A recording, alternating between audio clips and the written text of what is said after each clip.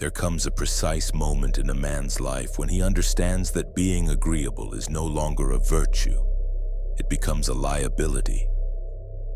What once felt like maturity now feels like erosion. You begin to sense that every time you swallow your truth to keep harmony, something inside you dims. Respect fades quietly. Time drains without return. And beneath the surface, your own identity starts dissolving. You know the instant I'm describing. The pause before you speak. The tightening in your chest when you recognize exactly what needs to be said, yet you redirect yourself towards something safer. You see the boundary clearly, almost physically, yet you step back from it as if crossing it would fracture the world around you. Each retreat carves away a fragment of certainty. Each compromise teaches you to distrust your own instincts. The part of you that sees the manipulation. The part that recognizes subtle disrespect. The part that is done performing politeness for approval. That part grows restless. It has already imagined a different version of you. Machiavelli never encouraged cruelty for its own sake. He exposed illusion. He studied how power actually moves between people when politeness is stripped away. He understood that authority does not arrive for those who wait patiently in the shadows, hoping to be chosen. It emerges for those who recognize the structure of the game and decide to participate without apology. This is about the invisible line most men see yet refuse to cross. On one side stands the version of you shaped by caution, negotiation, and the need to be understood. On the other side stands someone quieter, firmer, less concerned with permission. You think about him when you are alone. You imagine how he would respond differently. You wonder what would happen if you stopped explaining. And you hesitate. Your mind, however, has already crossed that line countless times. You have replayed arguments you never voiced. You have constructed conversations where you were direct, composed, unshaken. In your thoughts, you say no without trembling. You walk away without offering justification. You hold your ground without apology. But when reality arrives, hesitation takes control. You rehearse strength in private and perform restraint in public.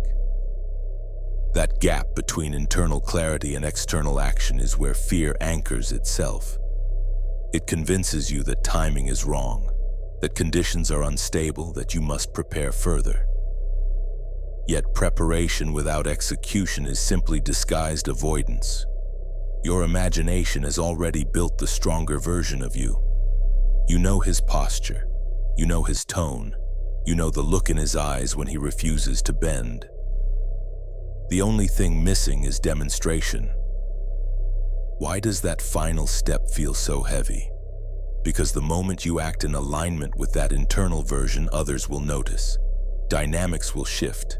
Some will adapt. Some will resist. Right now, you exist in duality. You experience the thrill of imagined courage while preserving the safety of predictable behavior. It feels like growth, but it is containment. Every time you mentally stand tall yet physically shrink, you reinforce an identity of postponement. You tell yourself tomorrow will be more appropriate, that you will feel more prepared. But readiness is rarely a feeling, it is a consequence. The distance between thought and action is smaller than it appears. One decisive movement can collapse it. One clear boundary. One refusal without explanation. One moment of visible alignment between what you believe and what you demonstrate. That is when rehearsal becomes identity. You are not waiting for the right moment. You are waiting for the absence of fear. It will not arrive. Courage is not the disappearance of anxiety. It is the decision to move despite it. And understand this: your current silence is serving someone. There are people who benefit from your predictability, from your patience, from your habit of absorbing discomfort so that the atmosphere remains undisturbed. They may not consciously scheme against you, yet the structure of their comfort relies on your compliance. When you always accommodate, others relax into expectation. When you rarely challenge, they stop preparing for resistance. Your consistency becomes the foundation of their ease. Machiavelli observed how systems depend on roles remaining fixed. When one individual shifts, the entire arrangement must recalibrate. That recalibration feels like conflict, not because you are attacking anyone, but because you are withdrawing from a position that once stabilized them. The friend who only reaches out when in need benefits from your availability. The colleague who dismisses your input benefits from your hesitation to assert it.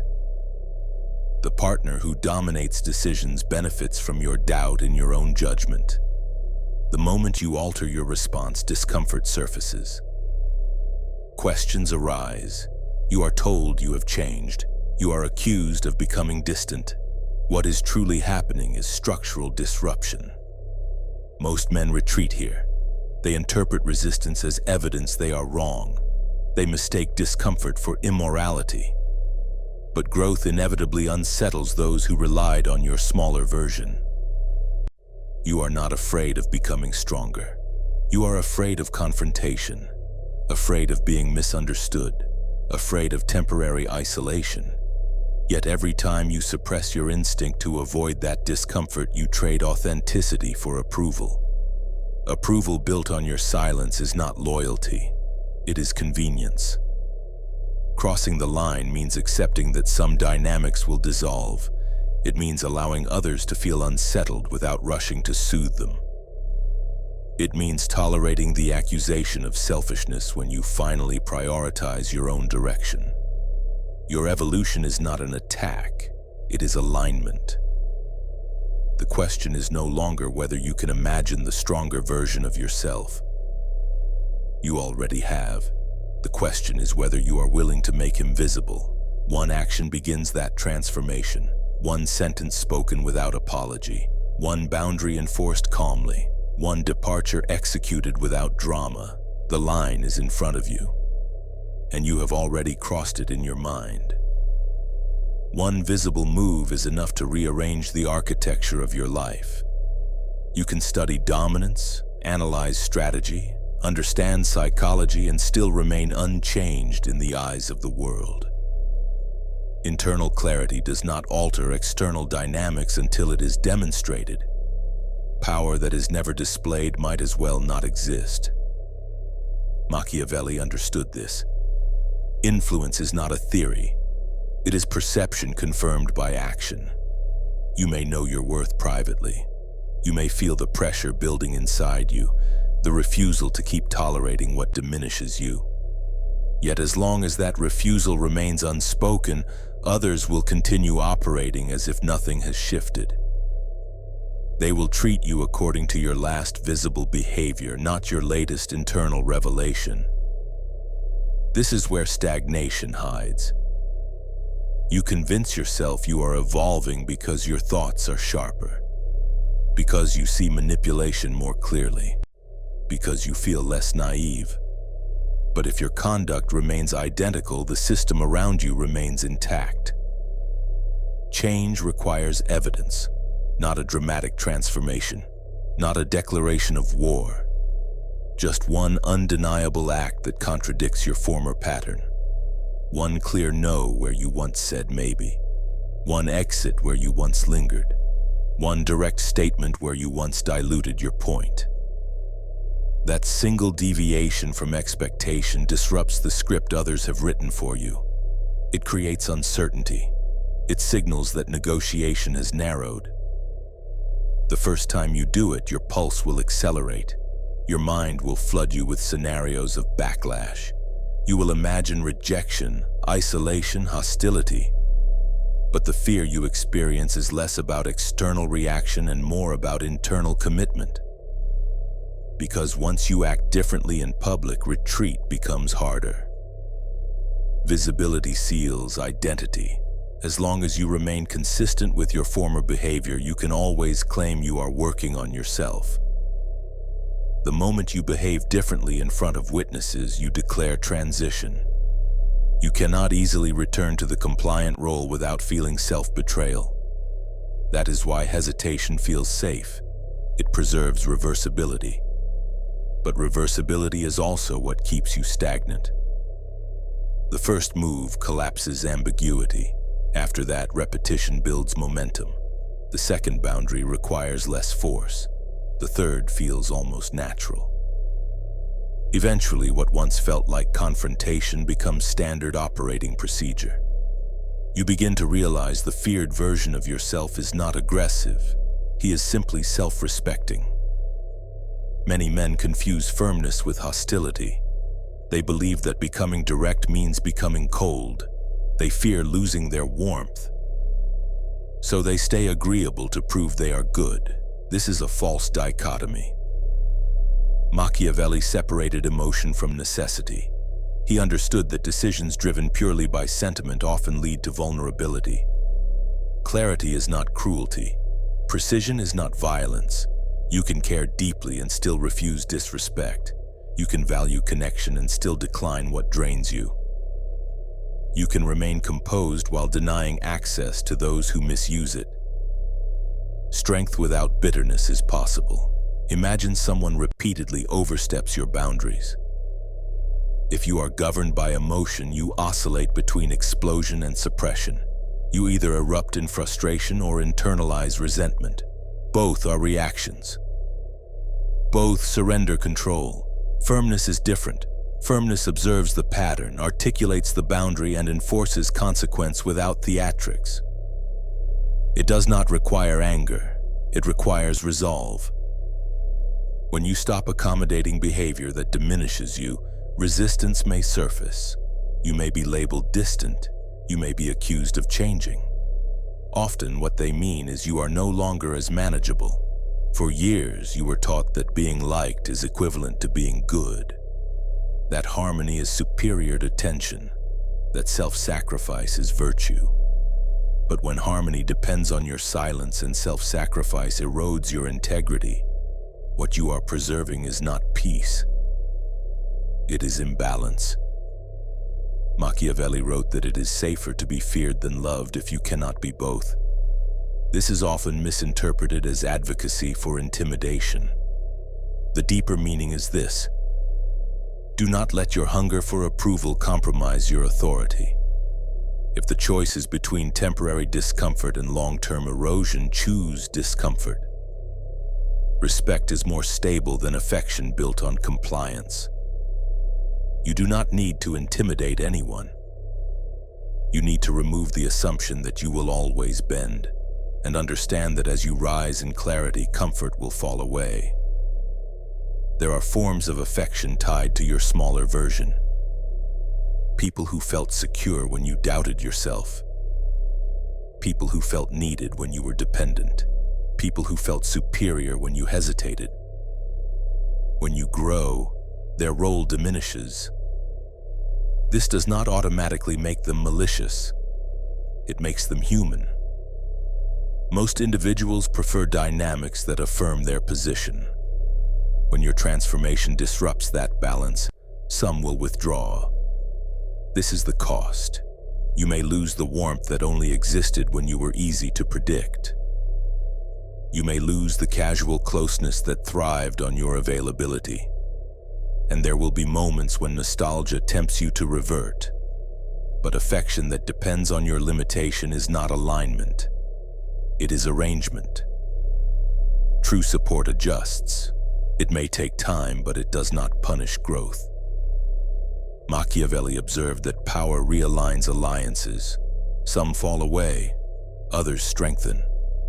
He did not cling to every bond at the expense of strategic clarity. You are not building an empire. You are building a life aligned with your own standards. And that alignment requires relinquishing certain comforts. Between the old structure and the new equilibrium lies a period of isolation. It feels like emptiness, like uncertainty. But it is transition. If you endure that space without retreating, you discover something unexpected. The connections that remain are deeper. The respect that forms is sturdier.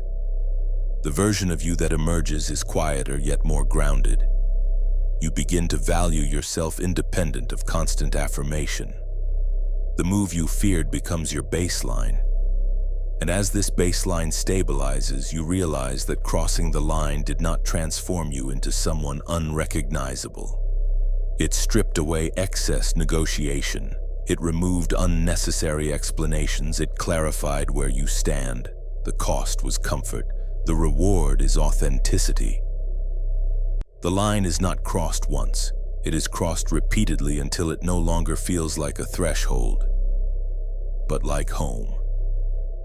The only remaining question is whether you are willing to accept the temporary instability that accompanies permanent growth. Silence becomes your filter.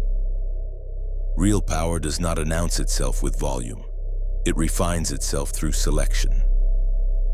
The clearest sign that you have crossed the line is not louder speech, but disciplined restraint. You stop responding to everything. You start choosing. Most people live in reflex. Something happens and they react. A comment is made and they defend. A rumor appears and they rush to correct it. Their emotional system is externally triggered, constantly hijacked by whatever stimulus appears next. They believe engagement equals strength. It does not. Machiavelli watched rulers exhaust themselves trying to answer every accusation, address every whisper, respond to every rival. He saw that those who survived longest were not the most reactive, but the most selective. They did not treat every noise as threat.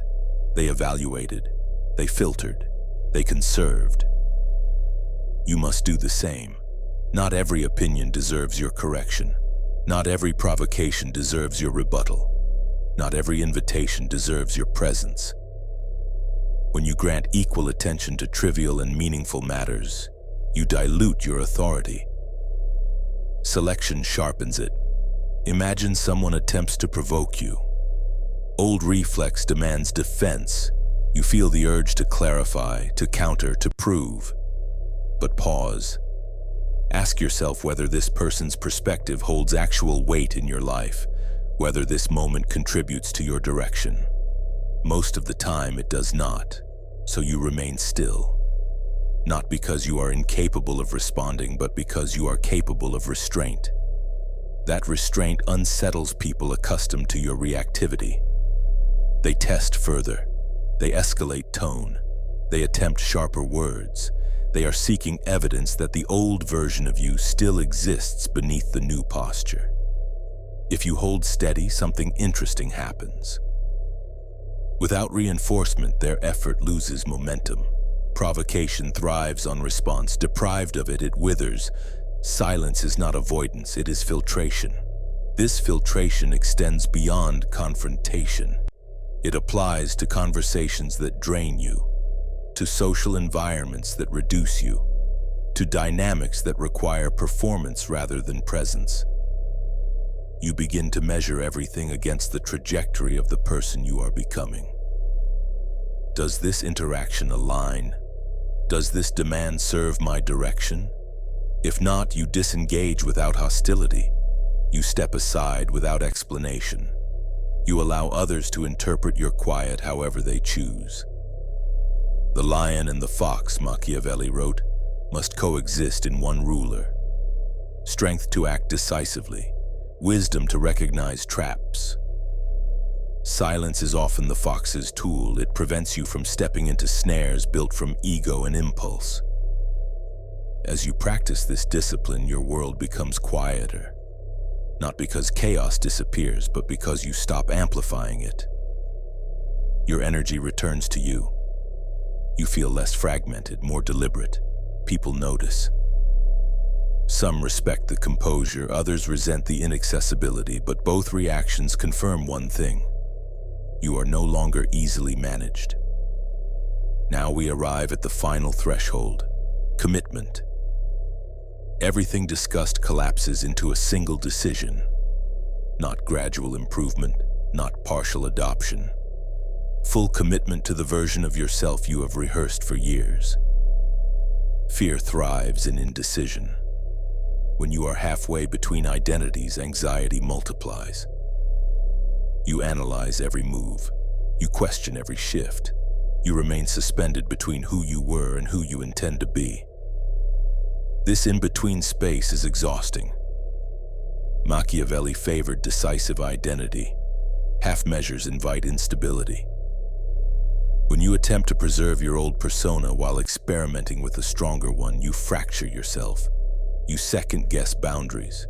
You retract statements. You apologize for clarity.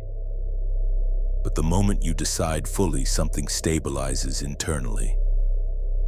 The risk does not vanish. Consequences still exist. But uncertainty fades. You are no longer wondering whether you will act. You have acted. You have crossed. You have aligned. Fear was never about external outcome. It was about internal commitment. Once you commit, you stop negotiating with yourself. You set the boundary and hold it. You decline and do not revisit the decision. You walk away and resist the urge to explain. You speak once and allow silence to follow. This does not mean perfection. You will falter. You will encounter situations that test your resolve. But because your identity is anchored, missteps do not collapse you. They correct you. Commitment consolidates energy. When you are no longer divided between versions, you experience clarity. Calm replaces tension. You are not constantly rehearsing alternative behaviors because you have chosen one. This is the crossing. Becoming the person you feared does not end your humanity. It ends your constant negotiation. It closes the door on endless second chances for what consistently disrespects you. It eliminates the reflex to over-explain to those who never intended to understand. You are not seeking to control others. You are refusing to be controlled by them. That is the essence. Machiavelli wrote about reality without illusion. The reality is simple. Playing small once felt safe. Now it feels suffocating. You have sensed the edge for some time. The tension is not coincidence. It is proximity to decision. The line is not dramatic. It is quiet. It exists in small choices repeated until they redefine you. You step. You commit. You do not look back. The version of you that emerges is not reckless. He is integrated.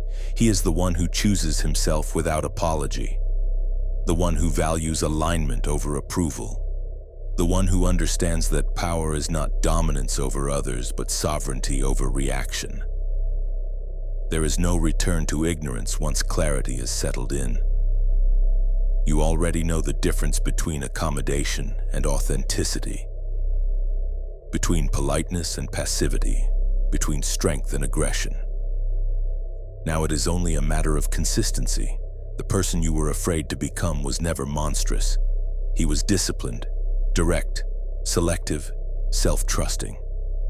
And once you live as him, you realize the fear was exaggerated. What disappears is constant self-betrayal. What remains is you. Undivided, decisive, quietly firm. The line has been crossed. There is no need to announce it. It will be visible.